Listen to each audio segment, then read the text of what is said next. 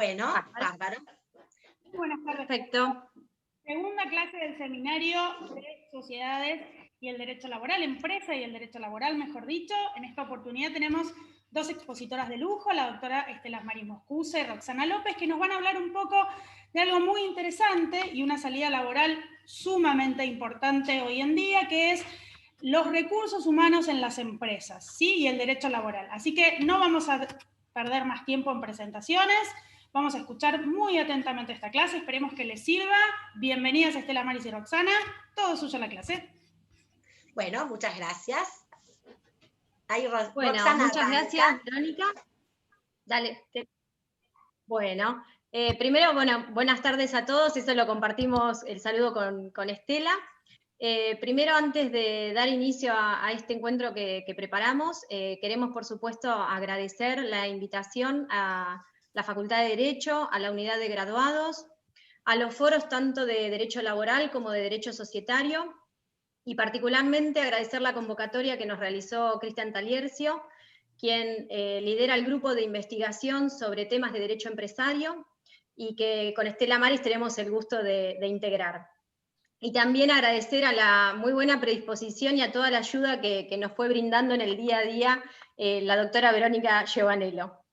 Bien, dicho esto, damos inicio, vamos a introducir un poquito en qué vamos a tratar de trabajar y de ver con ustedes en el encuentro de hoy. Principalmente vamos a conversar respecto del rol que cumple el abogado laboralista en la gestión de los recursos humanos. ¿Cuál es la vinculación con el área de recursos humanos? Y particularmente lo vamos a analizar desde la perspectiva de lo que conocemos hoy y llamamos como la era digital.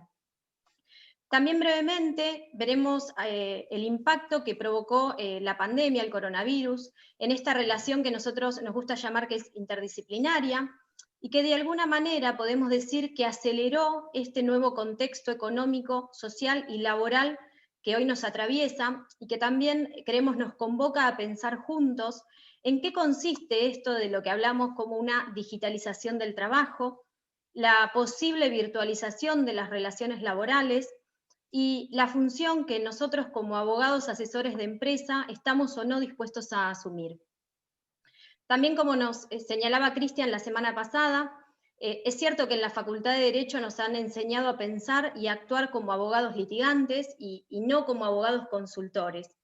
Por eso en la vida cotidiana, a veces, desde nuestra profesión, nos cuesta ver esto de lo que hablamos nosotras como la prevención del conflicto, la prevención de futuros litigios. Les anticipamos que no es una tarea fácil, ya que nos demanda estar alertas en cada una de las consultas que día a día nos realizan las empresas. Así es como se torna necesario que tengamos una escucha activa para detectar a priori, para poder anticiparnos a hechos y a posibles consecuencias que podrían llevarnos a una situación de conflicto. Estela nos va a ejemplificar un poco a qué nos referimos con esto de anticiparnos a posibles conflictos. Bueno, gracias Roxana. Buenas tardes a todos, ya las presentaciones están hechas, y justamente cuando comenzamos a armar la charla con Roxana dijimos, bueno, a ver, ¿qué situaciones nos tocó vivir, ¿no es cierto?, para esto de estar alertas. Y yo le comentaba, y Roxana dice, uy, qué bueno que está esto que me contás, que en una oportunidad estaba en una reunión con el personal de recursos humanos, los contadores, y estábamos charlando justamente de una problemática de que había que otorgar vacaciones a fin de año en un determinado momento de la empresa, que por cuestiones, digamos, operativas, requería de que un sector determinado se fueran todos de vacaciones porque era más conveniente. Entonces, bueno, en esa charla me consultan que se trataba de 10 trabajadores de ese sector, que los querían mandar a todos de vacaciones. Entonces, si se puede hacer, doctora. Sí, claro, la respuesta que uno siempre da en un principio, sí, por supuesto, pero bueno, veamos a ver de qué se trata, quiénes son los trabajadores, qué antigüedad tienen, a ver si va a coincidir o no el tiempo, digamos, de vacaciones para que se tomen todos juntos. Y en eso entonces dicen, bueno, no, mire, de los 10 trabajadores, doctora, hay uno que tiene un contrato a plazo fijo que hicimos hace poco, que se va a vencer dentro de 6 meses. Seguían hablando y ahí esto de la alerta, es decir, ¿cómo que hay un trabajador con un contrato a plazo fijo? ¿Cuándo lo contrataron? Nadie me consultó. Ah, bueno, no sé cómo, usted no sabía, sí, es a plazo fijo. Entonces ahí uno como abogado comienza, pero perdón, ¿el contrato lo hicieron por escrito? ¿Hay una causal objetiva por la cual lo contrataron bajo esa modalidad? ¿Ustedes han pensado todas las consecuencias que significa contratar a alguien a plazo fijo? Bueno, digamos que el gerente empezó a sonrojarse, bueno, no sé qué pasó, y obviamente la charla de la reunión del día cambió totalmente el rumbo, porque ya la problemática no era si otorgábamos o no las vacaciones a ese sector del establecimiento, sino ver si el contrato a plazo fijo había sido otorgado había sido hecho correctamente, si se había cumplido con todas las formalidades de la ley, etcétera, etcétera. Entonces, esto es un poco lo que nos pasa en el día a día, el estar alerta, ¿no es cierto?, con las consultas y las problemáticas que nos pueden traer futuros conflictos y que como abogados de empresas podemos prevenirlos o tratamos de prevenirlos. ¿Cómo seguimos, Roxana? Bien, bueno, entonces acá seguimos. Como verán entonces, el área de recursos humanos podemos decir que cumple un rol esencial en el negocio. Especialmente cuando nos encontramos en esta etapa que puede ser de crecimiento o en etapas de reestructuración, como podríamos hablar para el caso que nos convoca de pensar esta posible digitalización de la empresa. Es también este área de recursos humanos quien lidera un proceso que decimos que es estratégico para el negocio y para la empresa. ¿Por qué? Porque es quien provee a la empresa de los mejores recursos humanos para que ésta pueda alcanzar los mejores resultados que tiene propuestos. Así es como podemos decir que el área de recursos humanos es el nexo entre el empleador y el trabajador, y también es quien justamente es de las áreas de la empresa que más relación tiene con el abogado laboralista y con los estudios contables. Nosotras vemos en la práctica diaria que cuando logramos formar verdaderos equipos de trabajo, se logra a su vez gestionar eficazmente las contrataciones de personal, las condiciones de trabajo y el cumplimiento de la normativa laboral. Todas estas circunstancias que nosotros analizamos y que son importantes son lo que nos van a llevar a nosotras como abogadas asesoras de empresa a lograr prevenir los conflictos y en su caso, si a veces no es posible, a poder reducirlos al menos. Entonces, como vieron en el ejemplo que recién comentaba Estela, son innumerables las situaciones que nosotras afrontamos en el día a día y el éxito o no de esta gestión va a depender de este vínculo y de también que nosotras sepamos detectar a tiempo si es necesario o no sumar otro profesional u otra especialidad.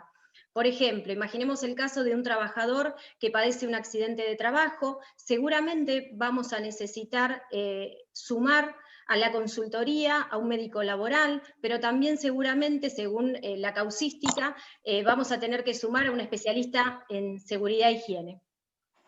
Entonces, en esta relación a la que hacemos referencia con Estela, nos vemos abordados hoy por lo que conocemos como la era digital. Entonces, ahora Estela nos va a contar un poco, brevemente, cómo es esta evolución. Bien, gracias.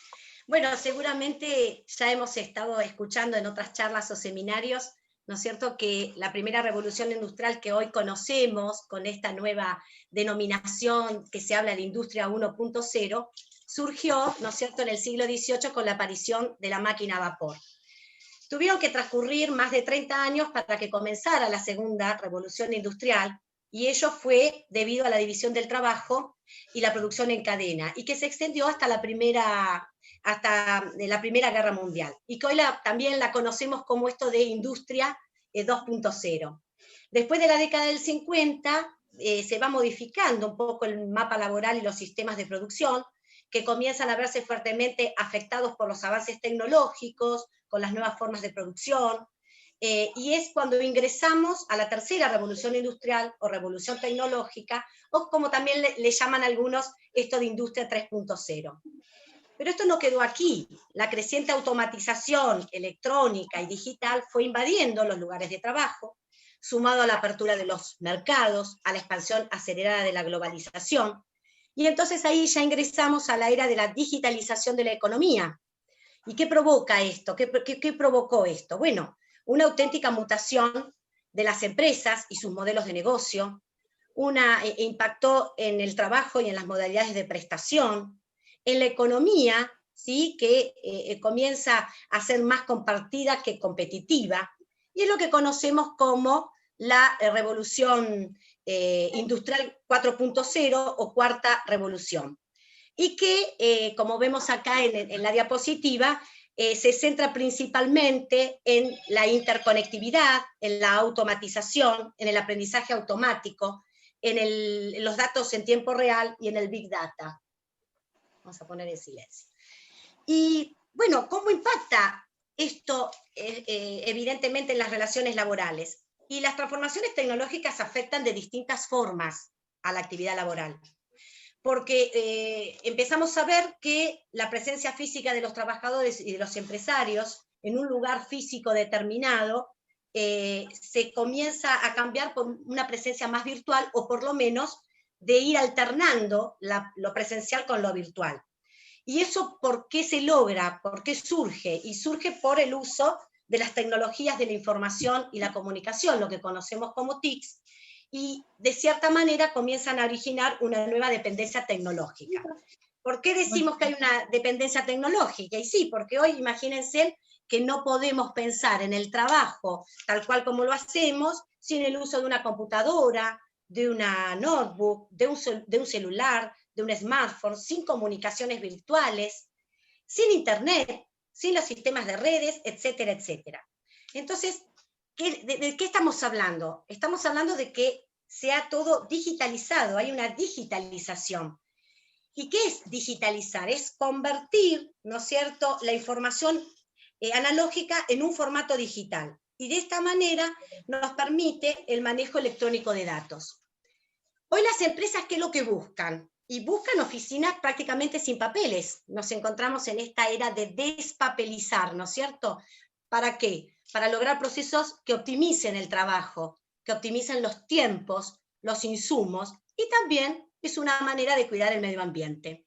Por lo tanto, estos cambios van a influir muchísimo en el ordenamiento jurídico y particularmente en el derecho del trabajo, ¿sí? ¿Por qué? Porque estamos viendo que comenzamos a dejar atrás un poco esto de las relaciones laborales tradicionales o clásicas como todos las conocemos.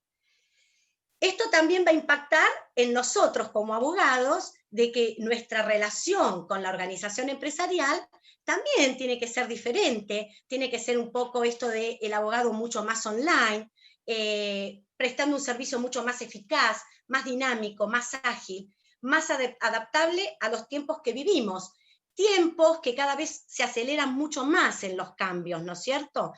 Y que también requieren de una respuesta mucho más rápida, pero sólida a la vez. Y en medio de todo esto, de toda esta revolución existente, ¿qué sucede? Viene el COVID y nos impacta el COVID. Y entonces Roxana nos va a contar qué pasó con el COVID. Bueno, acá estamos. Como si esto fuera poco, como dice Estela, llegó el coronavirus abruptamente para todos. De hecho, hoy sin duda todos podemos decir que nuestra vida seguramente cambió y quizás no vuelva a ser la misma. Y este impacto también se dio en las empresas. Principalmente el motivo es, sabemos, el ASPO, lo que conocemos como ASPO, que es el aislamiento social preventivo y obligatorio. Pero también en este ASPO nos vemos incursos, y las empresas en la crisis económica que ya teníamos en el país y que cada vez se profundiza más.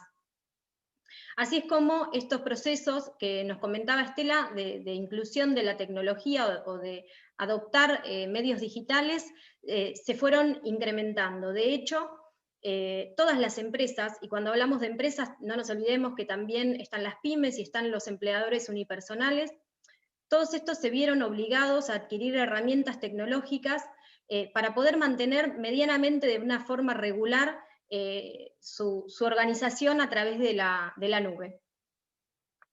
En lo que respecta al área de los recursos humanos y los abogados de empresas, tuvimos que salir rápidamente a analizar la innumerable normativa de emergencia que tenemos. Creo que a muchos de nosotros nos ha pasado que amanecíamos leyendo el boletín oficial. No me había pasado hasta la pandemia esto. Y día a día, inclusive los fines de semana, íbamos revisando qué decreto se publicaba, qué resolución ministerial. Tuvimos que, decimos, armonizar y articular las normas de emergencia, que no solo son a nivel nacional, sino también las seguimos teniendo a nivel provincial y aún a nivel municipal. ¿Armonizar con qué? Con los principios generales del derecho del trabajo, con la normativa que ya tenemos, la ley de contrato de trabajo, etc. Entonces, hace unos días escuchábamos una charla que dio también de manera virtual el doctor Foglia, en donde él nos hacía una pregunta que nosotras queremos también trasladarla a ustedes, y es ¿qué va a pasar después de la pandemia? Es decir, ¿qué va a pasar con la normativa laboral que hoy tenemos? Si quizás alguna norma de las tradicionales puede llegar a quedar obsoleta o no, y también qué puede pasar con esta normativa de emergencia que hoy nos encontramos, si quizás puede haber llegado para quedarse. Así como, por ejemplo, podemos pensar en la resolución 207 del Ministerio de Trabajo y el DNU 297, esto es cuando llega el ASPO, donde se dispensa a las personas del deber de asistir a su lugar de trabajo, se establece el trabajo remoto para aquellas actividades que lo permitían, y así es como en medio de esta crisis y de esta emergencia toma auge una palabra que hoy ya para todos es conocida y es ley, que es esto de la ley de teletrabajo. Consideramos que el Congreso apresuradamente sancionó esta ley, cuya vigencia aún es incierta porque sabemos que está condicionada a contar desde los 90 días desde la finalización del ASPO. Respuesta que todavía no tenemos es qué pasa con aquellos lugares en los cuales ya se encuentran en dispo. No lo sabemos, está discutido si se empieza a aplicar o no. Sabemos que, y decimos que es apresurada esta sanción, porque creemos que debiera haber permitido mayor debate parlamentario. Quizás hoy podríamos tener una ley más completa, más ajustada a la realidad, donde se podrían haber escuchado a otros actores que, de hecho, las empresas que conocemos como empresas tecnológicas, hace muchos años ya que utilizan el teletrabajo. Hoy nos encontramos esperando la reglamentación y también qué va a pasar con aquellas negociaciones colectivas. También, por ejemplo, en esto de la pandemia y de articular las normas, nos encontramos con la resolución 279, donde se dispuso la eventualidad de las contrataciones laborales mientras dure el ASPO, como una regla y no como una excepción, como nosotras lo aprendimos en la facultad y lo leemos del artículo 90 de la Ley de Contrato de Trabajo. Entonces, creemos que cabe preguntarnos si nos estaremos encontrando frente a una resignificación del contrato de trabajo eventual. No lo sabemos, quizás sí o quizás no. Estela, ¿querés pasar la diapositiva? Ahí está. Bárbaro. En un estudio reciente que realizó una empresa proveedora de soluciones tecnológicas para países de Latinoamérica de habla hispana, se reveló que el 70% de los empresarios cree que en el 2021, o sea ya, van a aplicar modelos mixtos de trabajo, esto es, modelos presenciales y a distancia. Las empresas consideran que el uso de la tecnología permitió la continuidad de sus negocios y de hecho comprobaron que su productividad se mantuvo intacta y creen que puede ser beneficioso para los trabajadores esto de poder articular su vida personal y familiar con el trabajo. También nos preguntábamos nosotras qué pasa con, quizás los empleadores obtuvieron algunas respuestas a interrogantes, como por ejemplo, si a un empleador hace unos cuantos meses le preguntábamos respecto de si quería implementar el teletrabajo, muchos podían decirnos que no, y el miedo era perder la productividad. Bueno, hoy nos están respondiendo que ya ese miedo no lo tienen. Entonces así es como nos encontramos que vamos y que estamos inmersos en una digitalización de las relaciones laborales. Y creemos, y ahora vamos a empezar un análisis donde esta normativa laboral que tenemos, creemos que debe de alguna forma acompañarnos. Estela ahora nos va a comentar un poco qué hablamos de la digitalización o de la despapelización de las empresas.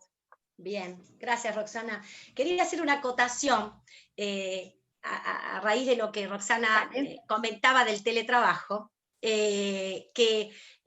tanto auge, ¿no es cierto?, hoy hablar del teletrabajo, que llegó así tan repentinamente, y el teletrabajo evidentemente es una figura que aparece en las crisis, porque el teletrabajo data de la década de 1970 con la crisis del petróleo. El lema era: llevemos el trabajo a la casa y no el trabajador al trabajo.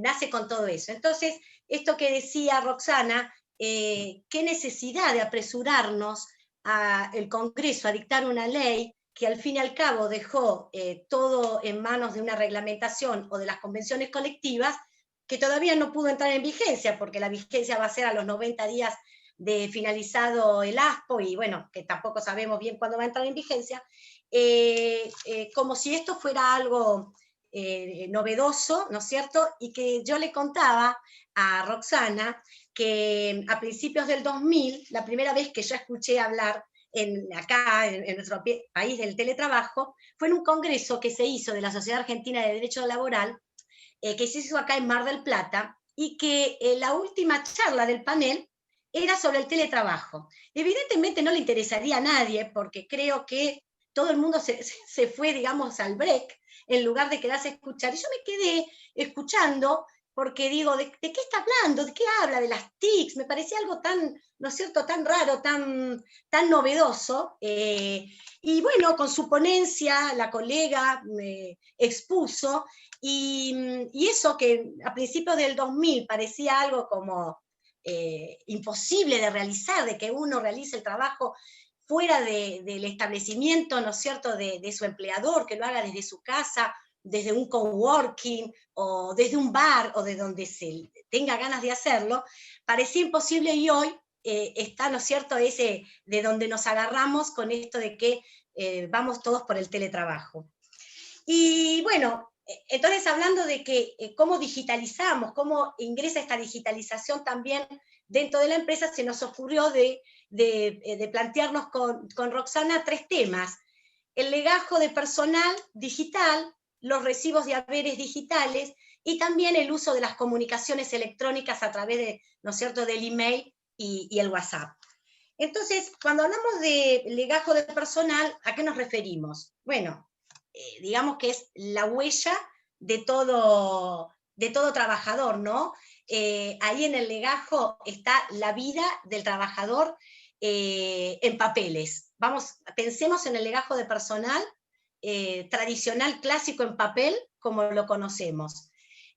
Allí va a estar plasmados los datos del trabajador, los datos seguramente del grupo familiar, que nos va a servir para las asignaciones familiares o para la obra social, va a tener toda la documentación respaldatoria, la importancia de una declaración jurada del domicilio físico real, donde le vamos a notificar si algún día tenemos que notificarle un despido o cualquier notificación relacionada con enfermedades o lo que fuere, o con licencias, sus posteriores modificaciones o actualizaciones. Seguramente vamos a encontrar un examen preocupacional que le hicimos antes de que comience a trabajar.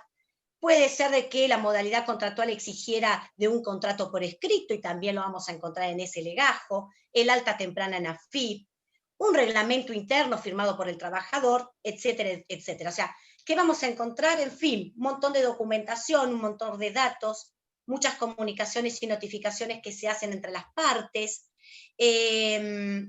Y entonces, cuando hablamos de legajos digitales, ¿de qué estamos hablando? De que, bueno, toda esa información en soporte papel la podamos llevar a un soporte digital.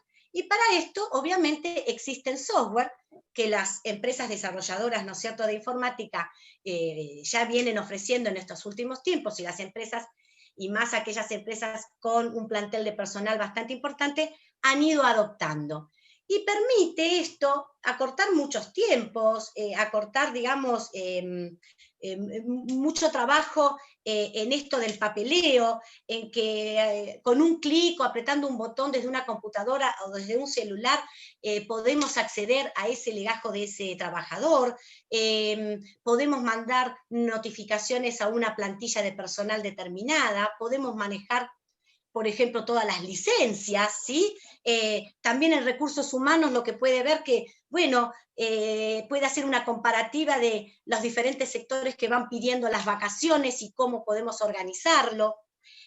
En fin, muchas cosas podemos tener en ese legajo de personal, y digitalizado va a ser mucho más fácil, y también para el trabajador, que va también con esto del telefonito que todos usamos y llevamos con nosotros, apretamos un botón e ingresamos a nuestro legajo. Y ahí puedo, quizás estando en un bar ya fuera del horario de trabajo, me acordé que tengo que pedir una licencia o lo que fuere, y puedo mandarlo desde el celular. Pero también dentro de estos legajos digitales van a estar seguramente comunicaciones interesantes e importantes que no debemos dejar de tener en cuenta, que también hacen a los reglamentos internos de las empresas, comunicaciones relacionadas con todo lo que es el uso de las comunicaciones electrónicas, el uso del internet, el uso de los correos electrónicos o de la computadora, que bueno, que más adelante me voy a referir a ello, ¿no? Y Roxana un poco nos va a contar entonces cómo serían esos recibos digitales. Bien. Bueno, Estela, te pido, ahí estamos, tenemos la pequeña filmina que nos va a guiar un poco por este análisis que nos propusimos hacer respecto de, es una realidad que las empresas ya hace un tiempo comenzaron a implementar los recibos digitalizados. Y también sucede que con la pandemia y la familiarización que todos adquirimos con la tecnología, cada vez más empresas son las que piensan en implementarlos y en los beneficios y en las utilidades que este sistema les puede brindar. Sucede que, como decía Estela, despapelizar las oficinas va a generar beneficios para los empleadores, eso sin duda. Pero nosotras también creemos que también tiene beneficios para el trabajador. Por ejemplo, como decía Estela, el trabajador desde cualquier lugar y con cualquier dispositivo móvil, sea una tablet o su celular, puede acceder a sus recibos digitalizados. Ahora bien, para que podamos preguntarnos si es posible esta implementación, es importante que analicemos la validez respecto de la firma del trabajador. Es decir, si es posible o no reemplazar la tradicional firma hológrafa por lo que conocemos como firma digital o, en su caso, la firma electrónica.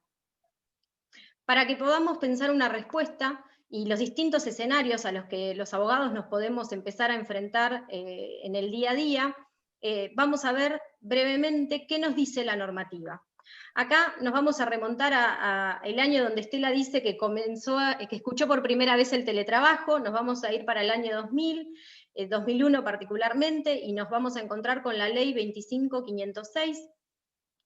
Esta ley, que si bien tiene una posterior reglamentación y modificación, reconoce el empleo de la firma electrónica, de la firma digital y también de la eficacia jurídica.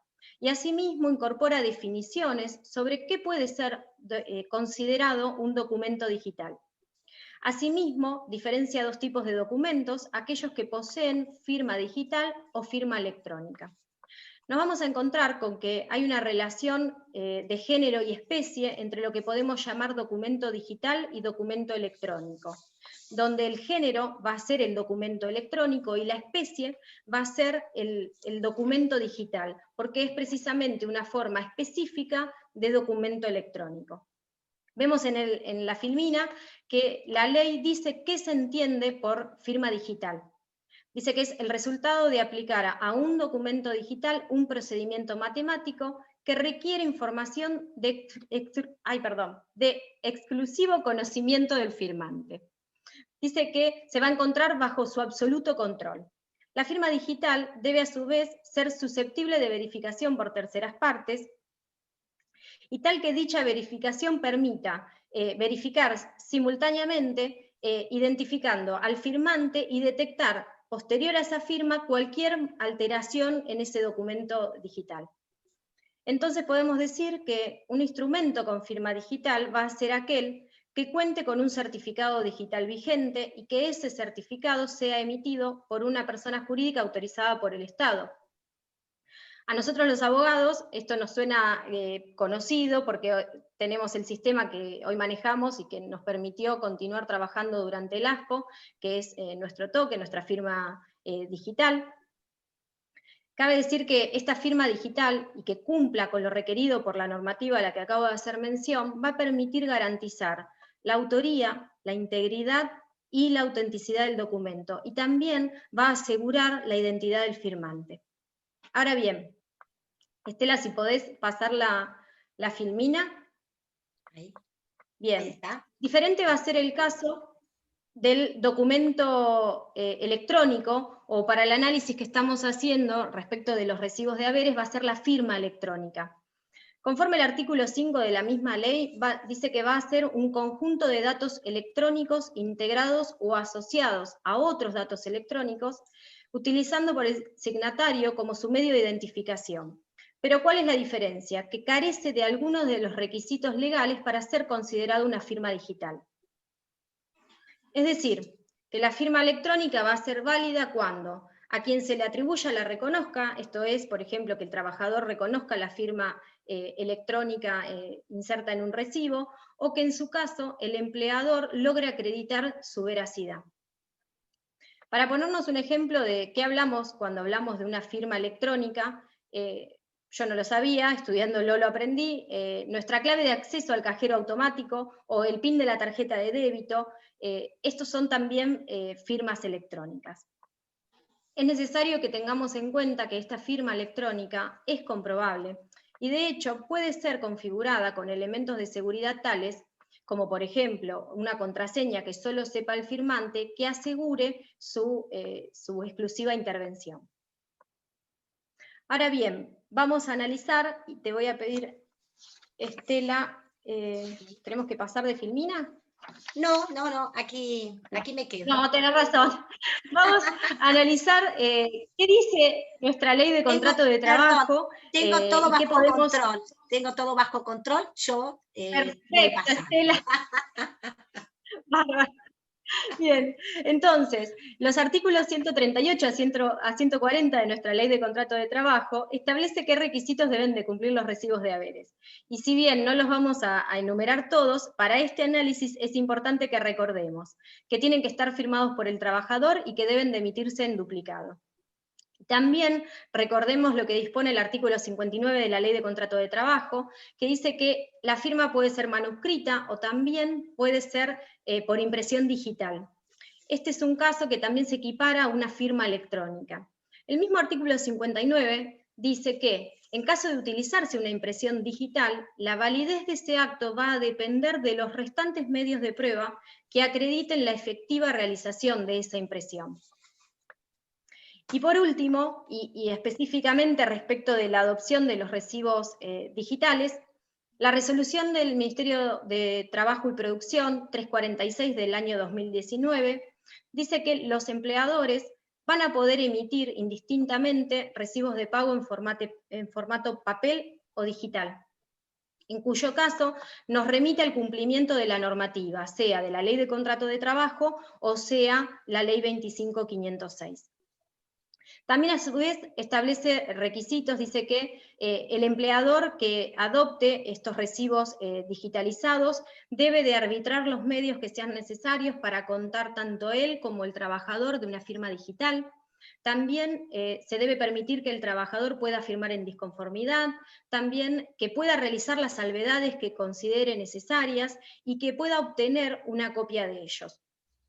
Haciendo referencia un poco también a los artículos entonces de la Ley de Contrato de Trabajo que analizamos recién. Ahora bien, Esta es la normativa que tenemos hoy en la actualidad, pero también contamos con una realidad que impera y que creemos que ya se impuso, que es que los documentos y los instrumentos electrónicos ya existen y que son cada vez más utilizados. Entonces, nos permitimos pensar con Estela que qué podía pasar frente al desconocimiento de esa firma por parte del trabajador. Si el trabajador lo reconoce en un procedimiento laboral, perfecto, sucede lo mismo con un documento con firma hológrafa. Ahora bien, si este recibo emitido electrónicamente es desconocido, ahí sí va a comenzar toda una batería de pruebas que el empleador va a tener que producir.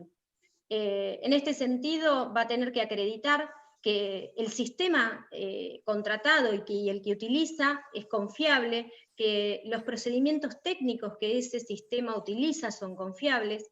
Por eso decimos que esto requiere que nosotros como abogados nos familiaricemos con el ofrecimiento y con la producción de la prueba electrónica. También va a ser necesario tanto que nos familiaricemos, o sea, que representemos a trabajadores o empleadores, por supuesto. Y así es como esto de que hablamos hoy, de saber incluir a tiempo otras especialidades, otros profesionales, es como seguramente hoy vamos a necesitar contar con un ingeniero en informática o con un programador. Seguramente este empleador en el proceso va a tener que acreditar, conforme el artículo 125 de la Ley de Contrato de Trabajo, que ha realizado el pago de sus haberes en la cuenta sueldo, esto con un oficio al banco, y también basándose o fundándose con la prueba contable, acreditar que los importes que transfirió, que depositó, se corresponden con los netos liquidados en los recibos de haberes. Quizás seguramente vamos a ver reemplazada la pericia caligráfica que hoy tanto utilizamos por una pericia informática. A su vez, con la pericia contable, por supuesto que va a tener que acreditar que lleva su documentación laboral en debida forma, también que cumple con los requisitos del libro del artículo 52 de la Ley de Contrato de Trabajo, el cumplimiento de las escalas salariales vigentes según el convenio colectivo que resulte aplicable. Creemos que a todos nos ha pasado en la diaria de nuestra profesión que a veces contamos con recibos de los trabajadores firmados y que conforme este goza del principio de irrenunciabilidad, puede desconocer determinado rubro o determinado contenido en ese recibo. Pensemos, por ejemplo, qué sucede en el caso de un reclamo de diferencias salariales o de deficiente registración. Ahí también el empleador y por supuesto también el trabajador deben acompañarse con otros medios probatorios. Ahora bien, Estela nos va a contar un casito práctico de qué pasa con el caso de los trabajadores de la gente de mar y la particularidad de la posibilidad de implementar o no los recibos de haberes digitales. Bueno, gracias, Roxana. Sí, justamente cuando estábamos viendo estos temas y las dificultades que a veces ciertos empleadores o empresas pueden tener en implementar la firma digital en particular de los trabajadores, porque del empleador no sería la cuestión o la problemática, porque generalmente se registra una o dos firmas, no más de eso. La problemática se da, por ejemplo, en la actividad pesquera. Yo le contaba a Roxana que me consultan al respecto. Esto, obviamente, sin desconocer de que lo que vale es la firma digital, eso no, digamos, no es que lo ponemos en duda, pero la dificultad que a veces implica registrar, ¿no es cierto?, hacer firma digital de todos los trabajadores. En una empresa que tiene más de 800 empleados, de los cuales 600 están encuadrados dentro de lo que es la gente de mar, o sea, los que navegan en los buques pesqueros de altura, en los congeladores, que ustedes bien sabrán que a bordo de un buque tenemos diferentes normativas convencionales, porque tenemos convenios colectivos para la oficialidad, para los maquinistas, para la marinería y auxiliares, y que es una actividad muy dinámica, muy de la eventualidad. ¿En qué sentido la eventualidad? De que, bueno, para muchas campañas de determinados productos o zafras en determinadas épocas. El puerto de Mar del Plata recepta muchísimos trabajadores de las provincias del norte y de la Mesopotamia que vienen exclusivamente a navegar durante determinados meses, 4, 5, 6 meses, que no son personal efectivo, sino que se les hace contratos de relevo, el contrato de ajuste de relevo, que es similar a un contrato eventual, que puede ser por una marea, por 2 mareas. Se da esto muy comúnmente, que ese tripulante va de un buque a otro buque de diferentes armadores o propietarios, entonces hay muchas altas y bajas. Entonces imagínense la dificultad que implicaría hacer la firma digital de todo este personal, que es tan cambiante, que es tan eventual, que pasar por la oficina de personal o de recursos humanos es una odisea, que los contratos de ajuste prácticamente los firman a la vera, ¿no es cierto?, al costado del barco antes de salir cuando hacen los trámites de enrolamiento, y que después de 4, 5, 6 meses que estuvieron navegando, lo que menos quieren es pasar por la oficina de recursos humanos a firmar los recibos, menos a hacer una firma digital, por supuesto, y lo que quieren es volver a sus domicilios, a sus casas, que no es aquí en Mar del Plata, y volver a la próxima campaña o zafra. Entonces, esas empresas me hacían la consulta, me preguntaban, y bueno, ¿y qué hacemos? ¿Cómo hacemos para tener la firma digital de todo ese personal? Prácticamente es imposible, por lo engorroso, por lo costoso. Entonces, bueno, en definitiva, lo que se ha utilizado es tener la firma digital de la parte empleadora y tener la firma electrónica de parte de los trabajadores. Y es un poco lo que decía Roxana, de la misma manera como hoy tenemos los recibos sin firmar, ¿sí? Porque ya tenemos el ticket o la constancia de la acreditación en la cuenta sueldo, nos sirve para acreditar el pago, después será una cuestión de discutir, ¿no es cierto?, si ese recibo de haberes en sus rubros, en su liquidación, coincide o no coincide lo que realmente debía liquidarse y abonarse. Bien.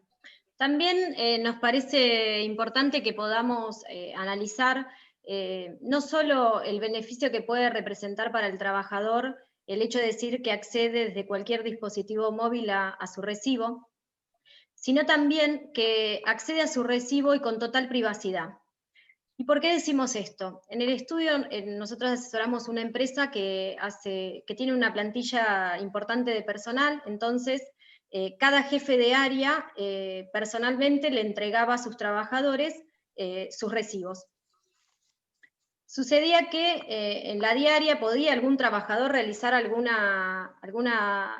pedido o reclamo respecto de un ítem o rubro en el recibo, pero nunca nos había pasado que los trabajadores firmaran en disconformidad. Quizás porque el hecho de decir tengo que firmar adelante de mi jefe los compelía de alguna manera, o ellos lo sentían de que no podían, ¿cómo iban a firmar en disconformidad?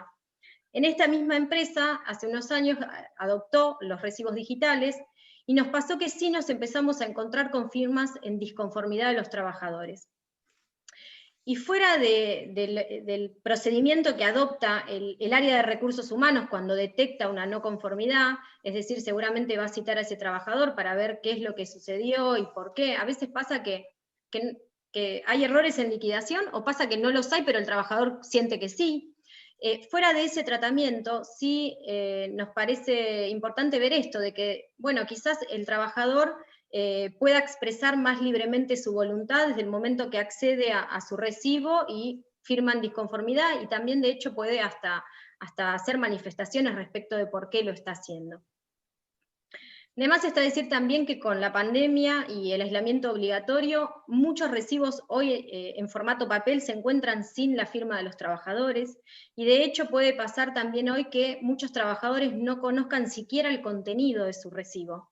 Nos ha pasado que piden, por favor, mandame una foto por WhatsApp para poder ver qué se liquidó y qué es lo que se le depositó.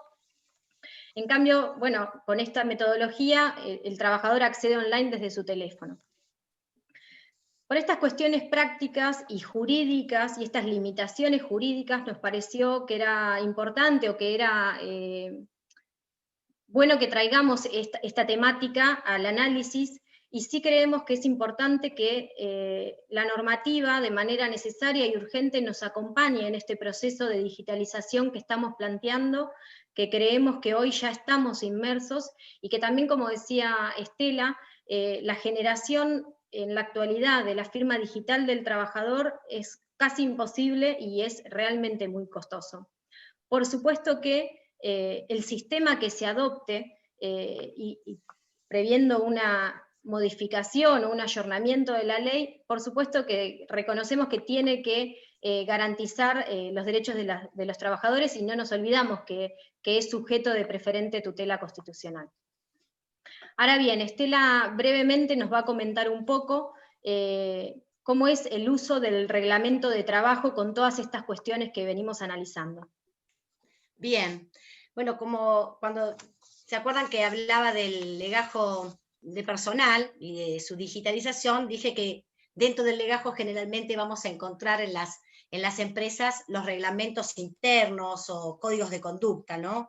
Estos reglamentos generalmente la parte empleadora los redacta, los confecciona por su poder de dirección y organización, y dentro de ese poder de organización, el poder reglamentario que tiene. Por supuesto que es un poder reglamentario contemplado en los artículos 64 y 65 de la Ley de Contrato de Trabajo que reconoce límites, ¿no? Límites que tienen que ver, por supuesto, con la no discrecionalidad y la no arbitrariedad, límites que tienen que ver con el orden público laboral, o sea que no pueden establecerse normas internas que sean violatorias de las normas mínimas del derecho del trabajo, límites que va a tener con el propio contrato de trabajo o con las convenciones colectivas en las normativas que éstas pudieran tener, y límites también que va a tener con el respeto a la dignidad del trabajador y siempre teniendo en cuenta el principio rector de la buena fe contractual.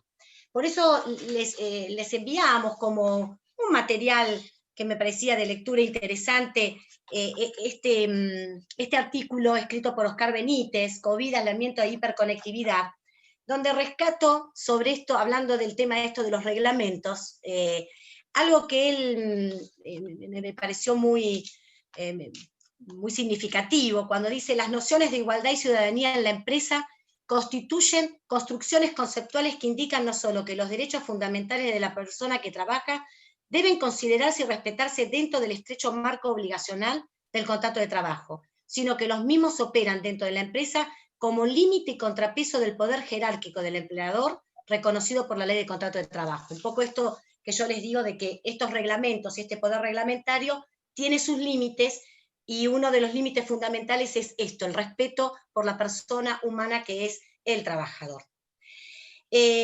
Muchas veces nos piden a los abogados que redactemos esos contratos, esos reglamentos, internos, y cuando lo hacemos nos ponemos un poco más contentos porque digamos que tratamos de ver de que se cumpla con todos estos límites y todas estas normativas, y porque a veces encontramos reglamentos redactados de una manera que después decimos, uy, esto no es posible ponerlo a la práctica, ¿no?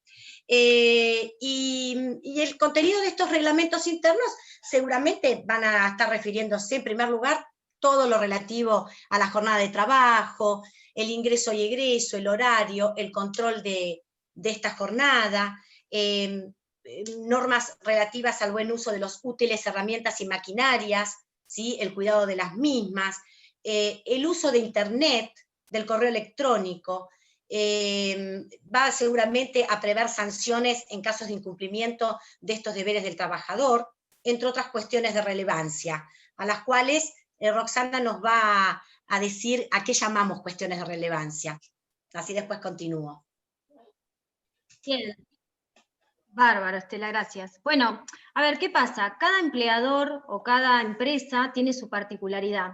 Y muchas veces nos consultan si puede quedar plasmado o no en el reglamento de trabajo. Ahí es cuando nosotros articulamos esto que dice Estela, de decir, bueno, los límites y el poder reglamentario que tiene el empleador. Así como preparando la charla se nos vinieron situaciones que quedaron en nuestra memoria por ser un poco anecdóticas, y queríamos contarle algunas de esas.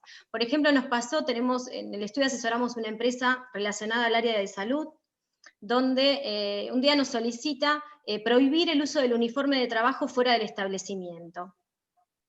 Bueno, a ver, creemos que sí, es posible plasmar en el reglamento de trabajo esa prohibición, pero bueno, uno pregunta, bueno, ¿y qué pasó? ¿Por qué? Porque generalmente todo lo que el empleador pregunta, que quiere plasmar en el reglamento, tiene un origen o tiene una causa. Entonces ahí nos cuentan, en este caso la mayoría de los trabajadores son mujeres, y resulta que, bueno, había una chica que había subido una foto a las redes sociales, Facebook y Instagram, donde parecía que estaba en una despedida de soltera, tenían todas las chicas unas vinchitas alusivas a la despedida, y bueno, y ahí aparecía el uniforme de la empresa. Y claramente que ellos no querían que esto vuelva a suceder, que no les gusta, y que también es correcto que el trabajador también resguarde la imagen de la empresa. O también nos suele suceder que cada empresa tiene a su vez como su dinámica propia de trabajo, y circunstancias o situaciones que para una empresa no son importantes, para otras sí. Por ejemplo, es claro que llegar tarde a ningún empleador le gusta que su trabajador llegue tarde, pero puede no ser motivo ni de apercibimiento. Pero hay empresas que tienen sistemas continuos de producción, o que los relevos de personal tienen que tener un tiempo de comunicación, pasarse como el informe del día. Entonces, para esas empresas, las llegadas tardes son un tema importante, y son un tema que también pueden querer dejar asentado en el reglamento de trabajo la importancia que para esa empresa es, por ejemplo, algo que puede ser no tan relevante como las llegadas tarde. Así es como también, otra pregunta que nos formulamos con Estela, y que queríamos conversar con ustedes, o charlar y poner en la mesa de discusión, es ¿qué pasa con el uso de Internet, con los reglamentos de trabajo y con la articulación de los derechos del trabajo? Y es lo que ahora Estela nos va a comentar un poco. Bien. En la actualidad, el uso de Internet en general y del correo electrónico, ¿no es cierto?, en particular, dentro del ámbito laboral prácticamente se ha masificado. Hoy nadie piensa de que pueda trabajar sin entrar a Internet o sin comunicarse por sistemas de correo electrónico, ya sea por un sistema de red intranet, ¿no es cierto?, o fuera de la empresa. Lamentablemente aún sigue sin regularse toda esta temática. Existen algunas reglamentaciones, como la resolución de la Secretaría de Comunicaciones 333, existen por supuesto normas del Código Civil y Comercial de la Nación, pero bueno, falta un poco regular en el ámbito laboral. Quizás lo hacen algunos convenios colectivos, y por eso el reglamento interno de las empresas aquí como que cobra una cierta relevancia en poder plasmar algunas pautas de convivencia dentro del ámbito laboral en el uso, ¿no es cierto?, del Internet y del correo electrónico. Si tenemos la situación que el empleador le asigna al trabajador una cuenta dentro del correo electrónico de titularidad del empleador, le debe advertir al dependiente acerca del uso que debe darse a esta herramienta de trabajo, ¿sí? La forma más adecuada de hacerlo es, o lo incorpora dentro del reglamento interno, o si no quiere modificarlo, lo puede hacer a través de una notificación fehaciente por separado. Pero la importancia es comunicarle al trabajador cuáles son las pautas de uso de ellos, ¿sí? ¿Por qué? Porque tiene que saber cuáles son también las políticas de seguridad informática que la empresa ha implementado o va a implementar, qué expectativa de privacidad puede tener el trabajador sobre la correspondencia digital remitida y recibida dentro de los sistemas de la empresa.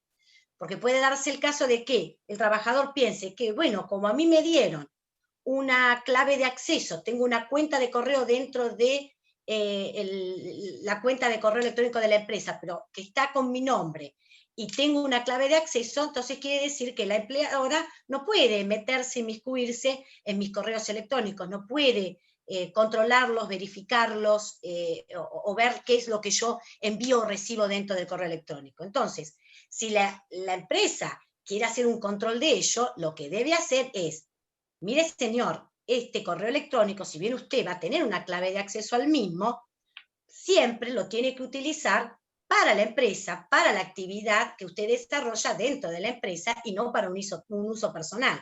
Y también advertirle de que pueden existir mecanismos de control a través de software que controlan los emails o el acceso al Internet, para que el trabajador sepa que de alguna manera está siendo vigilado. Entonces ahí nosotros decimos, bueno, pero los sistemas de control, ¿cómo deben ser? Bueno, no olvidemos que existen normas en la Ley de Control del Trabajo, como el 70 y el 71, que nos dicen, todo control debe realizarse respetando la dignidad del trabajador, debe ser mediante sistemas generales, no discriminatorios, sistemas automáticos, ¿sí? Sin discrecionalidad. ¿Por qué? Porque si no, se va a afectar la dignidad de ese trabajador, que puede sentirse discriminado y decir, bueno, aquí hay una violación de los artículos 1781, hay una discriminación. Solamente controlan mi computadora, solamente me controlan a mí el ingreso o egreso, o si yo accedo o no a Internet, y al resto no. Entonces, ojo cómo implementamos los sistemas de control, siempre resguardando estas normas que la Ley de Control de Trabajo, que son de orden público, le imponen al empleador que debe hacerlos de esa manera. Y también, ¿no?, para no crearle una falsa expectativa de privacidad al trabajador, ¿no? De decir, bueno, yo tengo un pago, una clave de acceso, entonces nadie me lo va a controlar. Y que esas pautas de ese uso y esas políticas de la empresa lleguen a la esfera de conocimiento del trabajador, sepa de cuáles son en el momento en que se va a notificar de ese reglamento interno, ¿sí? Y si existen políticas o pautas, ¿no es cierto?, de este uso que se van modificando, van cambiando, toda modificación, por supuesto, también debe ser notificado y puesto en conocimiento al trabajador. También puede ser que le diga, bueno, mire, usted en el lugar de trabajo hay cámaras vigiladoras, no solamente del trabajo que usted hace, sino que estas cámaras, como vigilan en determinado sector para evitar robos y demás, que el trabajador sepa que hay unas cámaras, ¿no es cierto?, que lo están vigilando. La propia Corte Suprema de la Justicia de la Nación, sobre este tema, se ha expedido mucho sobre el derecho genérico a la intimidad, ¿no?, que está consagrado en el artículo 19 de la Constitución Nacional, y que justamente lo que se pretende o tiene como fin es proteger las acciones privadas de las personas. Y también el Código Civil y Comercial de la Nación, además, a la par de este derecho genérico a la intimidad, habla de la protección de la vida privada en el artículo 1770. ¿Con esto qué quiero decir? De que hay que ser muy cuidadoso, ¿no es cierto?, en si se va a prohibir el uso de determinada, digamos, medio electrónico, ya sea del correo electrónico, del acceso a Internet o demás, en donde se le dice, mire, esto usted lo tiene que utilizar exclusivamente para lo que hace a la actividad laboral y no en uso personal, también hay que tener resguardo de que la vida íntima del ser humano tiene que estar por encima del orden tecnológico, ¿no es cierto?, al que la persona accede. Eso para tener en cuenta con la protección del derecho a la intimidad. Otra cuestión que también pensábamos y que les traemos aquí en esta charla es la eficacia y validez de las notificaciones por medios electrónicos, como puede ser el correo electrónico, ¿no es cierto?, el email, o también la mensajería instantánea que nos provee la plataforma de WhatsApp. Y que justamente en la pandemia y con el trabajo remoto se ha acrecentado mucho este uso de manejarnos laboralmente con muchos mensajes a través del WhatsApp o también del correo electrónico. Toda comunicación, independientemente en el soporte en el cual la misma se encuentre, sea un soporte papel o sea un soporte digital, estamos hablando de que existe un emisor y un receptor de un mensaje determinado, ¿sí? Y lo que importa de esto es que ese mensaje efectivamente llegue a la esfera de conocimiento del destinatario, a quien va, ¿no es cierto?, dirigido el mismo. Entonces la pregunta que uno se hace es, ¿una comunicación fehaciente puede ser cursada por medios electrónicos? La ley 25.506, como ya nos ilustró, y no voy a volver sobre eso Roxana, hace una distinción, ¿no es cierto?, entre el documento digital y el electrónico, y entre la firma digital y la firma electrónica. Cuando hacemos referencias a los correos electrónicos, nos encontramos en que existen 3 tipos distintos de correos electrónicos. Puede ser que el correo electrónico tenga una firma digital, lo cual es difícil de encontrar que un correo electrónico tenga firma digital en los términos que nos dice la 25.506. La gran mayoría de los correos electrónicos tienen firma electrónica, y están aquellos que no tienen firma directamente porque son enviados sin un nombre de usuario o de contraseña, o sea, no existe un método de protección.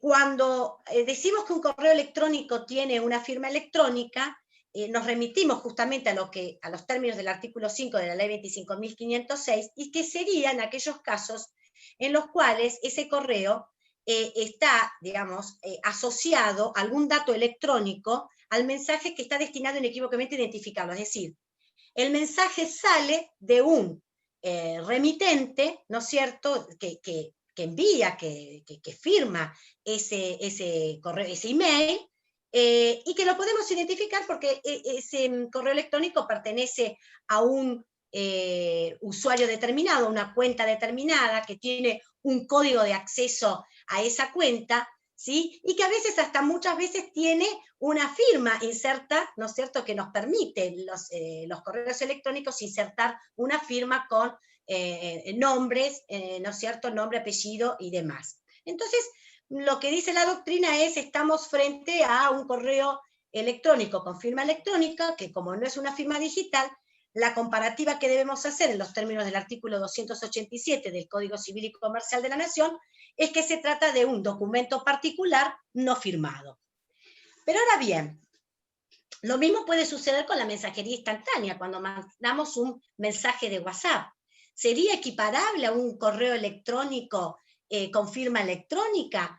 Y sí, muchos doctrinarios, ¿no es cierto?, lo que dicen es, y sí, puede ser equiparable, y podemos hablar de que se trata de un documento particular no firmado, pero que tiene en cierta manera una firma electrónica. ¿Y eso por qué? Y porque el mensaje de WhatsApp surge de una cuenta, de un usuario que está vinculado a un número de línea, ¿sí?, de una línea celular, que a su vez se encuentra vinculado a un número de una tarjeta SIM, que pertenece a un chip y a un dispositivo electrónico que posee un código de email único. Entonces, proviniendo de un dispositivo con esos datos electrónicos, podemos decir que el mensaje de WhatsApp tiene una firma electrónica. Entonces también lo podemos equiparar al documento particular sin firmar.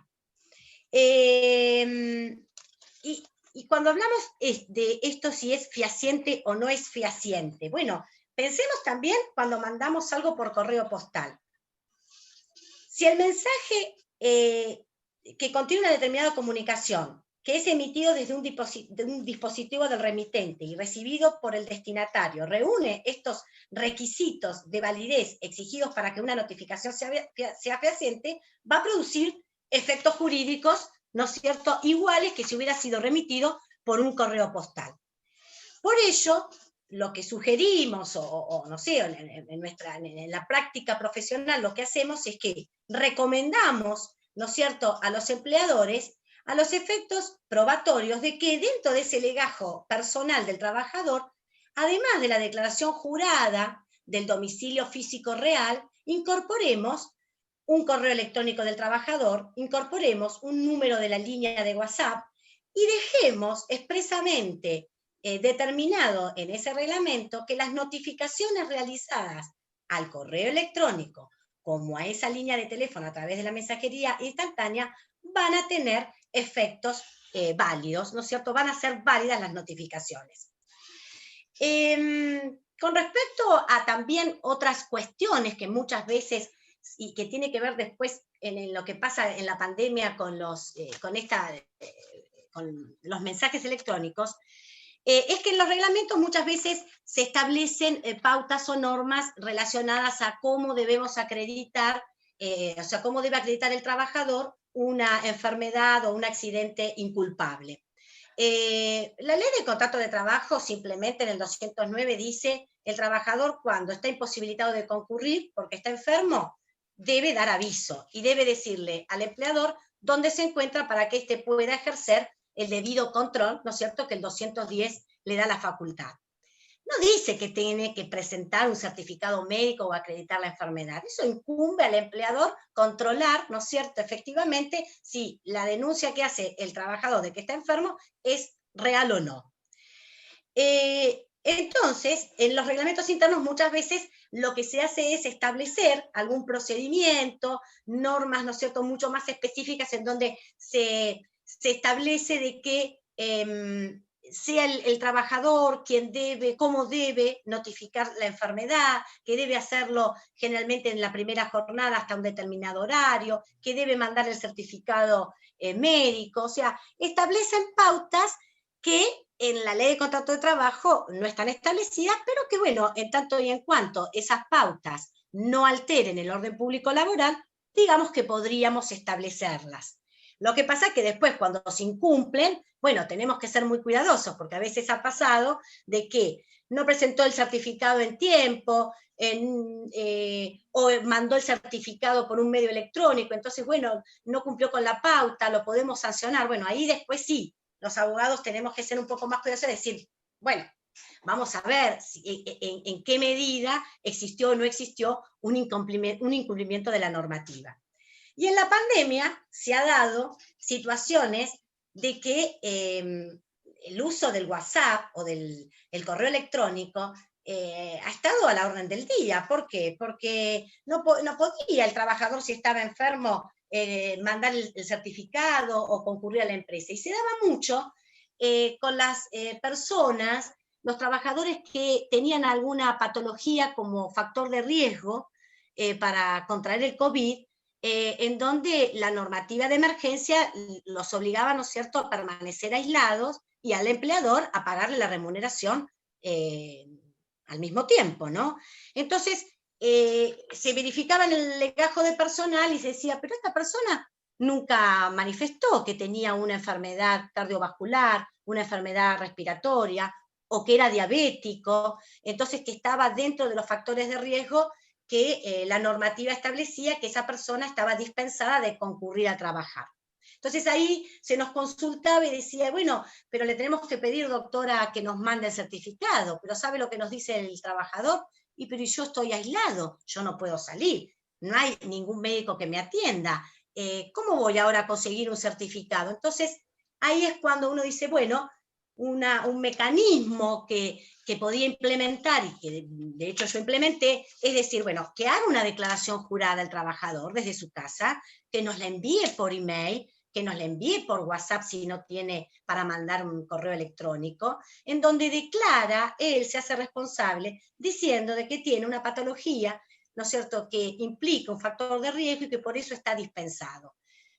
En algún momento podrá acreditarlo con un certificado médico, si en algún momento lo tuviere, podrá enviarlo, pero no podemos exigirles en época de pandemia, con el ASPO cuando comenzó en marzo, de que esa persona tendría que venir a trabajar porque no lo podía acreditar. Entonces, bueno, vemos en estas circunstancias cómo el uso de las comunicaciones y notificaciones a través de medios electrónicos resultan sumamente útiles, mucho más ágiles.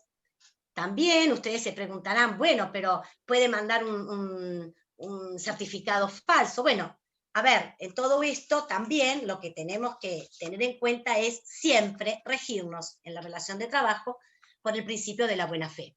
Tarde o temprano, si algo no era cierto o no era verdad, bueno, será cuestión de prueba, saldrá a la luz, pero nunca podemos apartarnos de lo que es la buena fe contractual, que tiene que existir tanto de parte de la parte empleadora como de parte de los trabajadores. Y Roxana, bueno, ya estamos casi pasados en horario, damos las conclusiones y finalizamos. Bien, bueno, para concluir, claramente observamos que la sociedad toda nos encontramos desafiados para poder ver cómo ayornar esta realidad que se impone con la normativa del derecho del trabajo.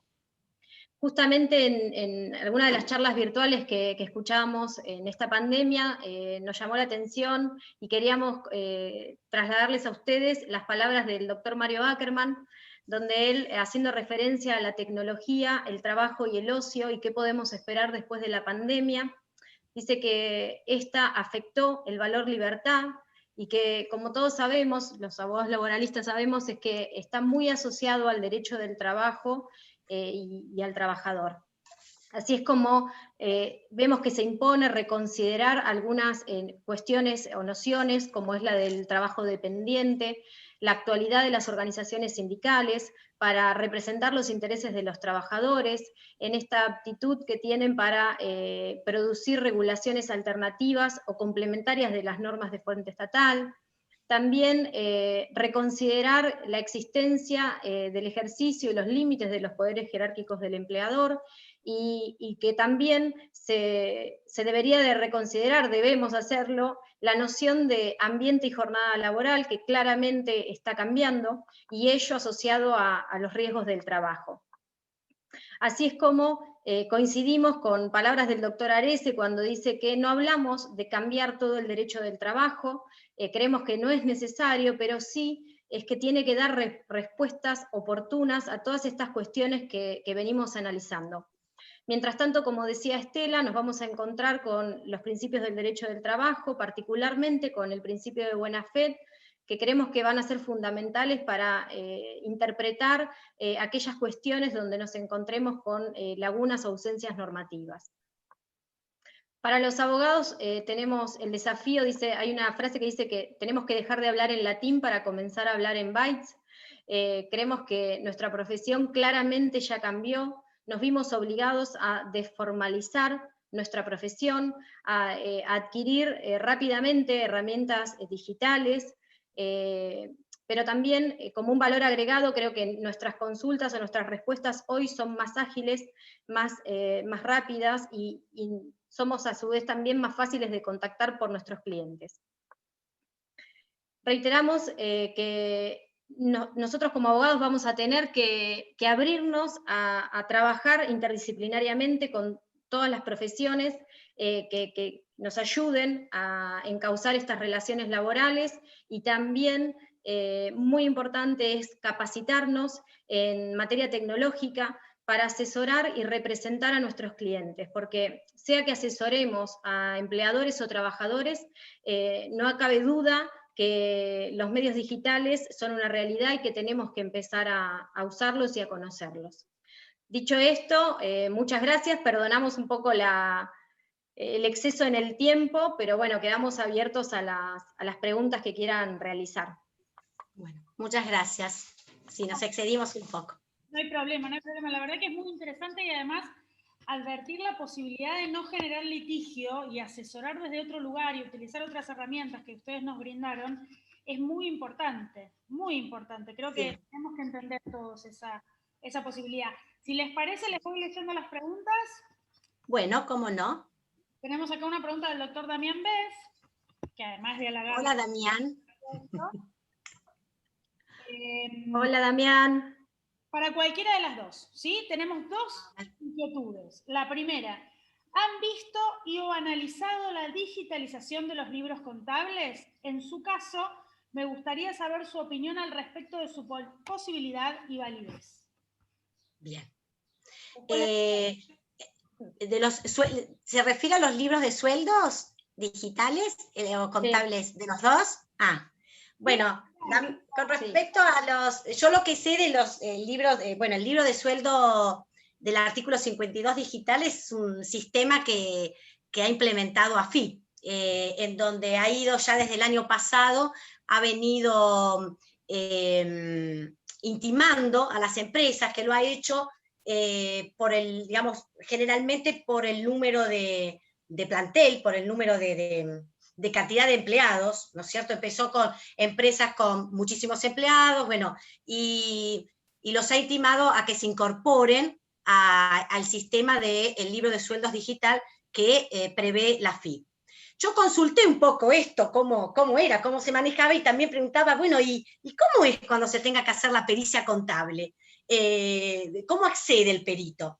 Todavía esa parte como que no está completa, porque el tema es así, es como que me explicaban de recursos humanos, de una empresa que ya justamente ha tenido que ingresar, intimada por la FIP, a tener este libro, digamos que es hacer el libro, como lo venían haciendo, que ellos lo hacen en hojas móviles, subirlo. Eso si no lo suben, no pueden hacer el 931, o sea que lo suben, ahí les permite completar el formulario 931, pero la problemática es que tienen que seguir todavía rubricando las hojas móviles en Ministerio de Trabajo, porque aparentemente todavía no sé qué pasa ahí, que no hay conectividad entre AFIP, Ministerio, o sea que se tiene que seguir haciendo las hojas móviles, seguir imprimiéndolos en esas hojas móviles. Entonces el perito, cuando vaya a hacer la pericia, en realidad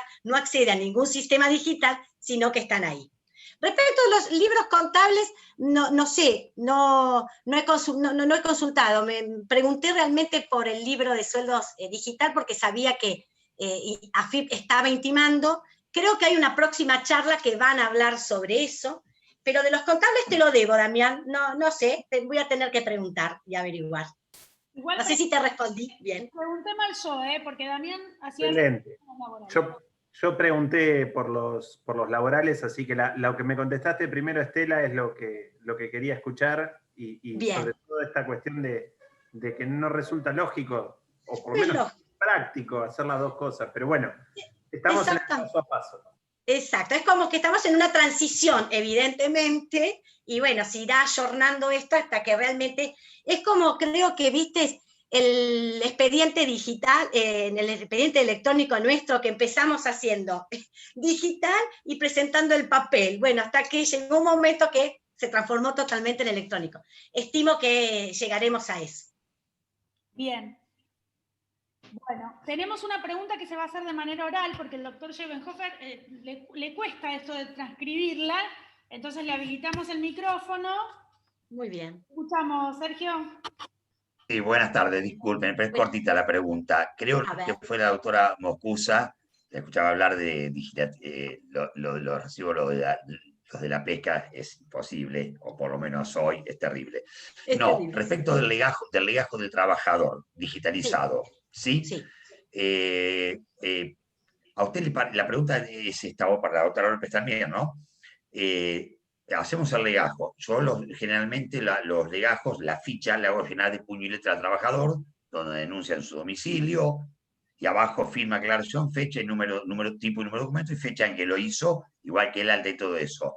Sí. Mi parecer es, una vez digitalizado, yo entiendo que debería ser, mi opinión, salvo que usted me pueda dar una respuesta mejor, más allá de toda la cuestión, por una pericia después caligráfica, negando la firma, que el legajo en papel es insustituible. Me parece por lo menos hoy, hasta que estamos lejos de digitalizar el legajo solamente. Se puede digitalizar para que tenga acceso al trabajador, que sea más rápido, pero al momento del juicio, el papelito me parece que tiene que estar.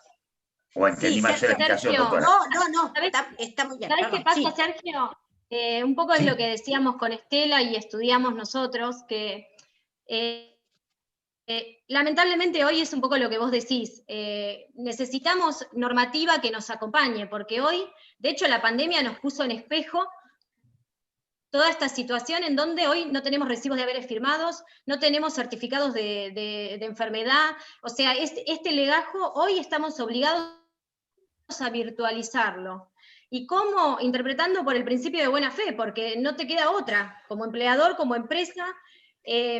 Pero sí, lamentablemente a la hora del juicio podés tener otros medios probatorios, pero la declaración jurada del domicilio del trabajador, sí, lamentablemente hoy tenemos que seguir con la firma, y si no, bueno, armar la prueba con la firma digital, dice Damián, sí, la firma digital. El tema es que están en rosa, es carísimo. Entonces, gestionar para una empresa esa firma digital es imposible. De hecho, cuando preparábamos la charla, tuvimos el próximo encuentro, van a exponer unas contadoras, que también el problema es que hoy Ministerio de Trabajo tampoco está colaborando con la firma digital del empleador. Hoy se ven imposibilitados hasta en eso. Entonces, necesitamos con urgencia cambios, modificaciones, adaptarnos a lo que nos pasa, como nos costó muchísimo lograr un traslado de demanda por carta de documento en algunos tribunales. Ustedes lo saben, yo veo que en el foro es la charla de cómo hacemos. Entonces, creo que la pandemia sirve para visualizar realidades que venían y que ya teníamos. Yo quiero agregar algo, lo que vos decís, justamente este tema de los legajos digitales, la validez es si tuvieran firma digital. De hecho, que averigüé, porque, bueno, quería traerles algún material, digamos, de decir, voy a hablar de esto, ¿qué hay sobre esto, no? Y las plataformas digitales que ofrecen para los legajos tienen o con firma electrónica o con firma digital del trabajador. O sea, que el sistema puede ponerse en funcionamiento. Después está en los costos de la empresa y en esto que yo decía de la eventualidad de los trabajadores. O sea, si realmente hacer la firma digital de cada trabajador es posible o no es posible. Las plataformas que ofrecen de software te dan las dos posibilidades, o con firma digital o con firma electrónica. Digital del empleador no hay problema porque generalmente es una o dos firmas que se digitaliza y punto. El problema es con los trabajadores. Entonces lo que vos decís es esto, siempre que tenemos como ese soporte papel, los abogados que somos más clásicos, más tradicionales, siempre decimos mejor tener el legajo, la ficha de legajo firmada de puño y letra. A lo sumo después, como vos decís, tendremos una pericia caligráfica. Hasta que estas plataformas no nos den esa seguridad de que tengan esa firma digital conforme a lo que dice la ley, ¿sí? Tenemos que ir manejándonos, me parece, con el papel y lo electrónico, ¿no? Y ayornándonos hasta que en algún momento todo se transforme en digital o electrónico, pero en eso sí coincido que es así, ¿no? Es un paso a paso. Yo le agradezco, oye, porque mi gran terror es cuando escucho, lo escuché muchas veces en muchos Zoom, cuando pasa, escuché varios, lo dijeron, expositores, cuando pasa el filtro del artículo 9, no lo pasa. No lo Entonces pasa. digo, si no te pasa la firma hológrafa, a veces, la firma hecha con lapicera, perdón, no sé cómo es el nombre, le pido disculpas a los colegas, hológrafa, imagínate la firma digital que te la pueden discutir. Yo asesoro empresas, me encantó la charla, no estoy evaluando, sino reconociendo, por no es tan atrevido de evaluar, sino que estoy reconociendo, y las preguntas sí, lo mismo que lo del reglamento. Y mi ensayo de mi posgrado es teletrabajo, pero la doctora Giovanero me coaccionó y no me deja escribir más de lo que yo quiero. Pero bueno, no importa. Ya veré cómo hago para resumirlo o no puedo resumir. Muchas gracias, muy atento por la respuesta. Bueno, bárbaro, espero que haya sido de tu satisfacción. No, totalmente. Gracias. Bárbaro. Tenemos una última pregunta que tiene que ver con algo que no hemos logrado solucionar en toda la pandemia. A ver si ustedes nos lo pueden responder, porque es una pregunta reiterativa en los foros. Y ahora que cambiamos entre ASPO y DISPO, estamos ahí en el límite, vamos a ver qué opinan ustedes, porque esta es de opinión, me parece que la ley no nos ayudó mucho. Preguntan, con respecto a las personas con licencia obligatoria, Scheibenhofer callado, ¿qué pasa si se quieren reincorporar? ¿Tienen que hacer una declaración jurada o es una decisión del empleador? Ha generado mucha discusión esto ya en los foros, a ver qué opinan ustedes. Yo tengo una opinión, no sé, Roxana, sí. Pero bueno, dale, Estela, y yo después te acompaño o no. Es pregunta cotidiana. Fulanito resulta que ese trabajador tenía todos los males y patologías, y hasta en algún momento, hasta algunos llevan el certificado. De repente se curaron de un día para el otro, no tienen más diabetes grado 1, no tienen más EPOC. Entonces, mire, doctora, que quiere venir a trabajar. Entonces yo lo que digo es esto. El deber de seguridad en el trabajo y el deber de cuidar de la salud del trabajador pesa sobre el empleador. Ninguna declaración jurada del trabajador que diga, yo me comprometo que si me agarro el COVID porque volví a trabajar, no le voy a reclamar daños y perjuicios. En mi consejo, digo, no, eso es falso, eso no es válido, siempre va a ganar el trabajador porque el derecho protectorio es así. Yo lo que le aconsejo es que eso no sirve para nada. Ese papel será muy lindo, usted lo colgará, pero no va, o lo pondrá en el legajo, pero no va a servir para nada. Mi consejo es que si seguimos en el ASPO, que Mar del Plata en realidad por el 875 seguimos en el ASPO, yo no encontré ninguna otra norma que diga que pasamos al DISPO. Estamos en ASPO. Tiene que seguir con la licencia. Que se aguante en la casa como se la aguantó desde marzo hasta ahora, porque no creo que de un día para otro se curó. Y el empleador que también se la aguante y no lo haga trabajar, porque si esta persona contrae el COVID o cualquier otra cosa, va a ser pasible de daños y perjuicios por este incumplimiento del deber de seguridad que surge del artículo 75 de la Ley de Contrato de Trabajo. Esa es mi opinión, o sea que mi consejo es no, y no vale ninguna declaración jurada. Así que creo que Sergio, Damián coinciden conmigo. Bueno, no sé, Roxana, ¿qué opinás? No, Estela, tal cual, opino exactamente igual, creo que el artículo 75 de la Ley de Contrato de Trabajo es más que claro, y sí pasó, como decís vos, que los trabajadores milagrosamente se curaron todos, porque claro, al inicio de la pandemia nadie pensaba que esto iba a durar tanto. Entonces estaba bueno quedarse en casa un tiempito. Todo superó la expectativa de cualquiera, pero sí, nosotras en el estudio asesoramos en el mismo sentido. El artículo 75 es muy claro, no hay mucho más para decir que la responsabilidad en el reclamo va a ser del empleador, sin duda. Es más, me causa mucha gracia porque, si usted, no sé, a mí me pasó que los certificados de supuesta alta que les dan, en realidad no es un alta. El médico dice, esta persona continúa teniendo EPOC, este problema, pero manifiesta que quiere reincorporarse a trabajar. ¿Qué es eso? Eso no es ningún alta, eso no sirve de nada. No. Te voy a decir un chiste, Estela, un pequeño chiste. Los que sí van a poder volver van a ser los gorditos que hagan dieta, perdón. Yo puedo hacer un aporte. Porque viste que está el índice de masa corporal. Bueno, esos pueden volver, pero después no creo. Les hago un comentario que por ahí les sirve a la colega que hizo la pregunta. Hay una resolución de la FIP, que es la, estoy mirando en el celular, 4849 del 2020, que estableció una posibilidad de pagar como no remunerativo a aquellos que estén licenciados por el 207. Y de hecho, el decreto que nombró la doctora Moscusa, expresamente en el 24 dice que aunque haya DISPO, no debe volver. Exactamente, sí. Lo que vos decís, esto que fue de octubre, esa resolución de la FIP, que de pagarlo como una compensación no remunerativa, y que ahora el artículo 24 de la 875 lo reitera. Sí, sí. Así que bueno, ahí obviás pagar las cargas cívicas, solo tenés que pagar obra social y el 1% de la 19.092. Sí.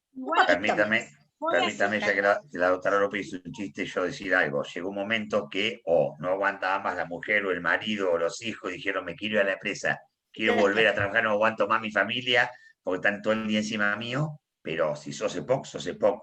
Es decir, maestro, no volvés, porque lo habíamos hablado con la doctora Giovanello de esto, que le decía, yo en mi empresa le digo, no vuelve, que patalee, que haga lo que quiera, no vuelve. Perdón, Verónica, no me retes. Algo de nuestra tarea profesional, ¿no? Porque hay que lidiar muchas veces con el empleador y los empresarios, y siempre tienen la razón y siempre son abogados, por supuesto, ¿no? Y saben más que nosotros. Entonces, yo siempre digo, yo dejo a salvo mi opinión. Desde lo jurídico, esto es así. Si después vos, y lo dejo por escrito, si después vos haces lo contrario, no me vengas a reclamar, porque yo no te dije que hicieras eso, yo te dije que hicieras todo lo contrario, entonces es de tu responsabilidad. De hecho, tengo en muchas situaciones firmado por el empleado, yo me lo hago firmar. Y después pasa el tiempo y viene el reclamo, y yo le digo, esta no es tu firma, vos no me dijiste esto. Y ahí, fin de la cuestión, ¿no? Ya está. Vos me dijiste que ibas a hacer en contra de lo que yo te asesoré. Entonces, es una manera de resguardar nuestra responsabilidad profesional, ¿no? Igual perdónenme, pero quiero hacer un pequeño comentario, voy a tomar las palabras del doctor Ackerman. En realidad me parece que ese empleado que se curó milagrosamente, muy probablemente no esté cobrando el sueldo. o en el mejor de los casos esté cobrando la ATP. En realidad la gente no es que solo se cansó de ver a la mujer. La realidad es que entre los dos están viendo cómo el empleado vuelve y el empleador le paga. También hay una realidad a la que no podemos escapar, ¿no? No es que la gente se aburre en la casa, me parece que en la mayoría de los casos el trabajador que quiere condiciona su salud a cobrar el sueldo, que es lo que está pasando lamentablemente hoy en día, ¿no? Es difícil para el empleador sostener 10 empleados que no están yendo a trabajar y es difícil para el empleador, por supuesto, si el empleador no le paga, que es su obligación, pero no nos podemos apartar de la realidad. Nosotros sabemos que esa situación existe hoy. Entonces, No, claramente existe y también es como esta resolución que nos comentaba Damián, que llega hoy después de 8 meses de pandemia, que de hecho tuvimos un no remunerativo que automáticamente cuando se empezaron a liquidar los haberes fue derogado, no me acuerdo, era con 207, tuvimos una resolución. Sí es cierto que como decimos, tenemos una realidad que es difícil para las empresas y para los trabajadores, es muy difícil, y es muy difícil articular, y bueno, en el caso nuestro agradecemos que nuestros clientes tienen su gente trabajando y cobrando. Pero también es muy cierto lo que decís, Verónica, que pasa, que es una realidad, ¿sí? O el miedo de cuando vuelvo me despiden o lo que fuere, es cierto también, sí. Sí, no tenemos que olvidarnos eso. A veces creemos que los empleadores son malos, los empleados son buenos. Hay que encontrar un equilibrio y me parece que esta situación de pandemia nos dejó a todos en una posición extraña, ¿no? No hay que pagar solo la ATP, está mal, no corresponde, pero no nos tenemos que apartar de la realidad, es lo que está pasando. Al menos yo conozco muchos trabajadores que con suerte están pagando la ATP y lo hemos hablado con Sergio, algunos, aunque ustedes no lo crean, les han pedido además que les compartan el ATP con el empleo, o sea, lo que te da el Estado, dame la mitad o no. Entonces hay situaciones muy complicadas que nos van a... Muy complicadas, sí. Aparte a veces, muchas veces uno piensa en las grandes empresas, sí, ¿no es cierto? Bueno, que se maneja de otra manera, pero a veces son realmente ni pymes, no sé, porque es un empleador con 1 o 2 empleados, ¿no es cierto? Y que el empleador no deja de ser un trabajador más también, ¿no? Veámoslos desde a veces profesionales, que son el profesional y alguna secretaria, ¿no es cierto? O sea, pequeñas organizaciones con muy poca gente y que realmente, sumado a que si quizás el servicio que prestaba o lo que producía no lo pudo hacer, sostener eso en el tiempo y en tanto tiempo resulta realmente muy, pero muy dificultoso, ¿no? Sí, así yo que quiero, a veces para no sonar antipático, aclaré abajo, fue un chiste lo que hice de lo de la mujer y el marido. Y tengo un cliente que del 20 de marzo alquila 3 hoteles y tiene los 3 cerrados. Entonces la situación se torna insostenible. Para un lado, lo que decía Vero, había algunos que decían, dame la mitad de la ATP. Sos un ladri.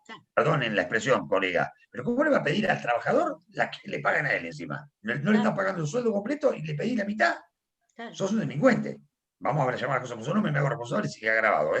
No le podés pedir el parte de la ATP al trabajador. Esta empresa en particular alquila 3 hoteles, paga los alquileres, paga los empleados. Llega un momento y me decía, gordo, o nos abren o me fundo, porque estoy cerrado desde el 20 de marzo. ¿Sí? Entonces, no es lo que decimos, no hablamos no voy a nombrar ninguna empresa, pero las mega empresas que siempre se critican en la Argentina. Hablemos del kiosquero o del almacenero que tenía 3 empleados.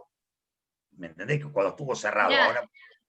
A nosotros, Sergio, nos pasa en el estudio que asesoramos a cafés, que la están pasando terrible y de hecho los dueños vendieron sus autos, sus bicicletas, y con una angustia que de verdad es muy difícil, ¿no? Y no estamos diciendo que todos los empleadores son santos ni los trabajadores son malos, no. Pero bueno, es una crisis pocas veces vista. Yo no conozco una crisis igual, soy joven, pero no, es terrible. Sí, realmente. Bueno, muchísimas gracias. Creo que estamos cumpliendo ampliamente el objetivo de Cristian, que no lo veo, pero debe andar por ahí, que era esto de empezar de empezar a acercar un poco más el derecho fuera del litigio, que me parece que es lo que se viene. y tener herramientas para evitar el juicio y también poder nosotros trabajar de esto y asesorar. Así que, chicas, muchísimas gracias. Estela Maris, quedamos pendientes con la propuesta del derecho laboral pesquero, que es sumamente interesante, marítimo. Marítimo, vale. Sí. Las capacitaciones, pero va a ser para el próximo año seguramente. Muy bien, quedo a disposición para ello, bárbaro. Bueno, gracias Roxana, gracias Estela Maris, gracias Cristian, y recuerden por favor que la gracias. Es el martes, ¿sí? No el miércoles, igual se los vamos a estar recordando en el grupo. Martes, 16 horas, los esperamos. Gracias a todos, excelente exposición. Nos vemos, buenas tardes. No, muchas gracias. Muy buena charla. Muchas gracias. Hasta luego.